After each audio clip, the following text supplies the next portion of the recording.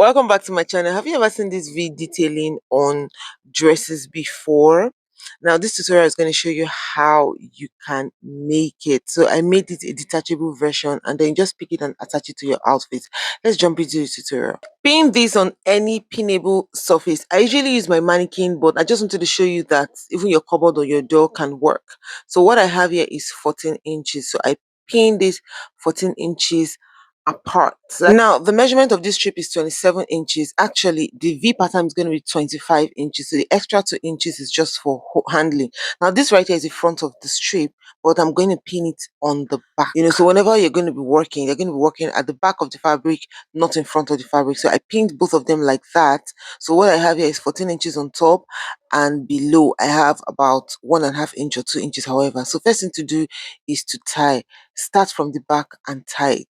So I tied it right there at the back, and after tying it, you can do it once or twice. I just put the needle into the strip like that, so the needle and the thread came out in front. If you notice what I just did, right? Tie it at the back and put it in through the front, and then I pick my bead and bead it. Now I need to measure to know whether is the length, but it wasn't up to, so I just add a little bit more, and then I just put it in. Now note that this thing has to be straight because of the way I already pinned it to be straight, right? So I remove the excess beads out of it, and because that's what I need, I remove the excess beads from it. Now having done that, I just take it out right there and stick the needles from the front to the back. So that's what it is. Now you can see how straight it is, right? Make sure it is straight. Next thing I'm going to do is to just tie.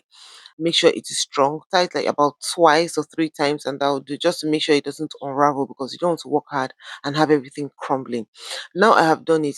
You see how straight it looks. So the idea is that it's supposed to be straight. Now yes, we know that it's supposed to dangle downward, but fixing it straight is also important, because by the time you take out the pins, it will dangle down.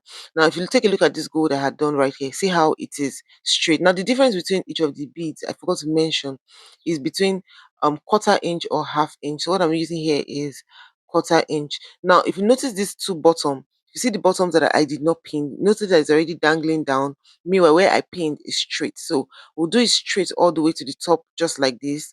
And then this is the finished work after we have taken it off the wall and all of that. So this is what all of them looks like. Now all these beads you're seeing here, they're all the same length. It just depends on how it was held and pinned. So as you can see, it's dangling down the way you want it to be. So this first gold and that last gold are the same length. It's absolutely up to you to decide how you want it to dangle when you're fixing it on the outfit that you want. So fixing it straight doesn't really affect the dangling nature. You get it. Thanks so much for watching my video. I'll see you in my next one. Bye.